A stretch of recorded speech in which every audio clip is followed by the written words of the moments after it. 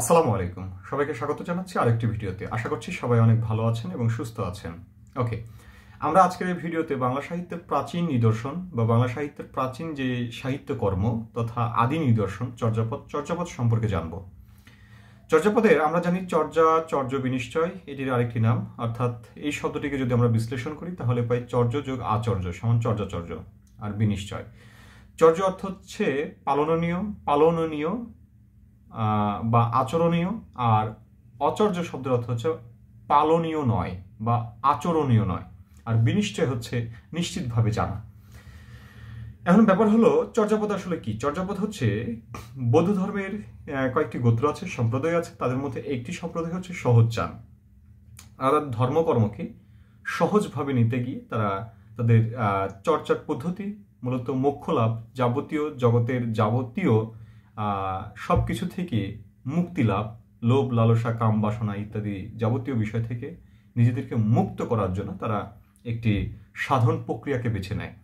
এই সাধন প্রক্রিয়া যেভাবে লিখেছেন, সে লিখিত যে পদ, সে পদটাই হচ্ছে মূলত চর্যাপদ।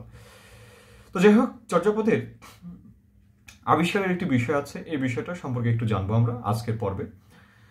তো যেটি বলছিলাম যে চর্যাপদের আবিষ্কারের বিষয়টি নিয়ে একজন ব্যক্তি গুরুত্বপূর্ণ ভূমিকা রেখেছেন। তিনি হচ্ছেন পাঞ্জাবের মহারাজা রণজিৎ সিং এর পুত্র রাধাকিষণ।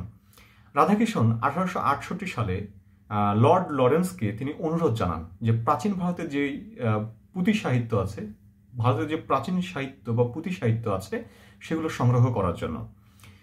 এবং তার এই অনুরোধে লর্ড লরেন্স প্রাদেশিক গভর্নরদের সাথে আলোচনা করে তিনি বিবিধার্থ পত্রিকার সম্পাদক অর্থাৎ বঙ্গীয় এশিয়াটিক সোসাইটির দায়িত্বপ্রাপ্ত একজন ব্যক্তি ছিলেন রাজা রাজেন্দ্রলাল মিত্র। এই রাজা রাজেন্দ্রলাল মিত্রকে তিনি এই দায়িত্বটা দেন। পরবর্তীতে রাজা রাজেন্দ্রলাল মিত্র 1882 সালে তিনি নেপাল যান। নেপালে গিয়ে তিনি সেখানে বেশ কিছু সাহিত্য নিদর্শন দেখতে পান। সেখান থেকে আসার পরে তিনি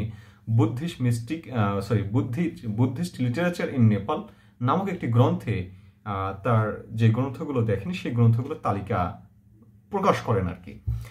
পরবর্তীতে 1891 সালে তিনি যখন মারা যাওয়ার পরে এই পত্রিকার দায়িত্বপ্রাপ্ত হন বা তার যে দায়িত্ব, সেই দায়িত্বে স্থলাভিষিক্ত হন হরপ্রসাদ শাস্ত্রী। এই হরপ্রসাদ শাস্ত্রী হলেন বাংলা সাহিত্য ঢাকা বিশ্ববিদ্যালয়ের বাংলা ও সংস্কৃত বিভাগের চেয়ারম্যান ছিলেন। আরেকটি মজার বিষয় হলো তার পারিবারিক পদবি হলো ভট্টাচার্য, অর্থাৎ হরপ্রসাদ শাস্ত্রী না, তার হরপ্রসাদ ভট্টাচার্য। তো পরবর্তীতে তিনি সংস্কৃত কলেজ থেকে যখন 1877 সালে তিনি প্রথম শ্রেণীতে পাশ করেন এবং সে সময় তার পদবি তিনি পান শাস্ত্রী পদবি, এবং 1898 সালে তিনি মহামহোপাধ্যায়ী উপাধি লাভ করেন।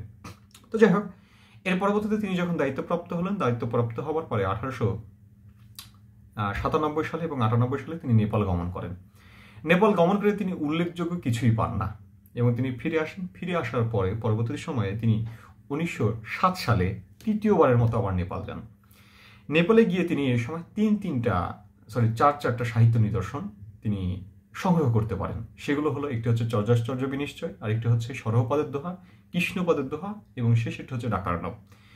এই চারটি গ্রন্থ তিনি সংগ্রহ করার পরে তিনি বঙ্গীয় এশিয়াটিক সোসাইটির বিবিধার্থ পত্রিকার তিনি সম্পাদক ছিলেন। যাই হোক, তিনি নিজ সম্পাদনায় এই চারটি গ্রন্থ মিলে তিনি প্রকাশ করেন একটি শিরোনামে, 1000 বছরের পুরাণ বাংলা ভাষার বৌদ্ধ গান ও দোহা নামে। এবং এই গ্রন্থ প্রকাশের মধ্য দিয়েই বেশ তোলপাড় শুরু হয়ে যায়। এবং একটি মনের উল্লেখযোগ্য বিষয় হলো বাংলা সাহিত্যের চর্যাপদে যে শুধু বাংলা সাহিত্যের, এটি পরবর্তীতে প্রমাণিত হয়। আর বাকিগুলো কিন্তু বাংলা ভাষা ছিল না, সেগুলো প্রাকৃত ভাষার ছিল। তো ব্যাপার হলো, তিনি যখন এটা প্রকাশ করার পরে তিনি এটার ভাষা সম্পর্কে বলেন, সান্ধ্য ভাষা বলেন, আলো আধারী ভাষা বলেন, এগুলো নানাবিধ ভাষায় নানাবিধ বিষয়ে তিনি এটাকে উপস্থাপন করেন। তো যাই হোক, আজকের পর্বে আমরা এতটুকুই জানলাম। এরপরে আমাদের ধারাবাহিকভাবে আমরা পরবর্তীতে চর্যাপদ বা বাংলা সাহিত্য সম্পর্কে জানবো। সবাইকে ধন্যবাদ। আসসালামু আলাইকুম।